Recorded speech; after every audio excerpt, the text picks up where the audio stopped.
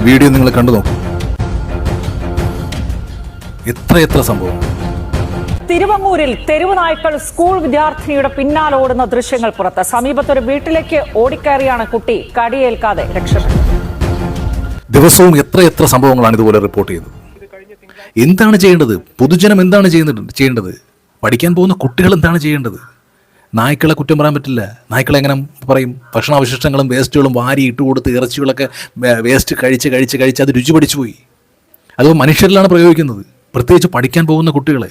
വലിയവരാണെങ്കിൽ എങ്ങനെയെങ്കിലും എന്തെങ്കിലുമൊക്കെ പറഞ്ഞ് നമ്മൾ അടിച്ചും തട്ടിയും ഒക്കെ രക്ഷപ്പെടും. പക്ഷേ കൊച്ചു കുട്ടികൾ എന്ത് ചെയ്യും?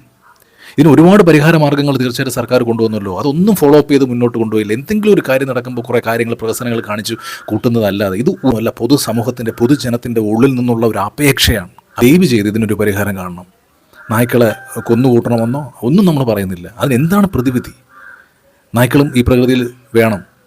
പട്ടികളെന്ന് പേര് പോലും പറയാൻ പാടില്ല എന്നൊരവസ്ഥയാണ്. അപ്പോൾ അവർക്കും ഈ പ്രകൃതിയിൽ ജീവിക്കണം, ഈ ഭൂമിയിൽ ജീവിക്കണം. അപ്പോൾ അതിനും സംരക്ഷിച്ചുകൊണ്ടുള്ള ഒരു പ്രതിവിധി തീർച്ചയായിട്ടും മുന്നോട്ട് കൊണ്ടുവരണം.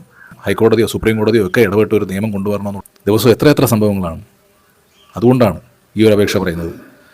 നിങ്ങളിതിനോട് യോജിക്കുന്നുണ്ടെങ്കിൽ തീർച്ചയായിട്ടും ഇത് മറ്റുള്ളവരിലോട്ട് എത്തിക്കൂ.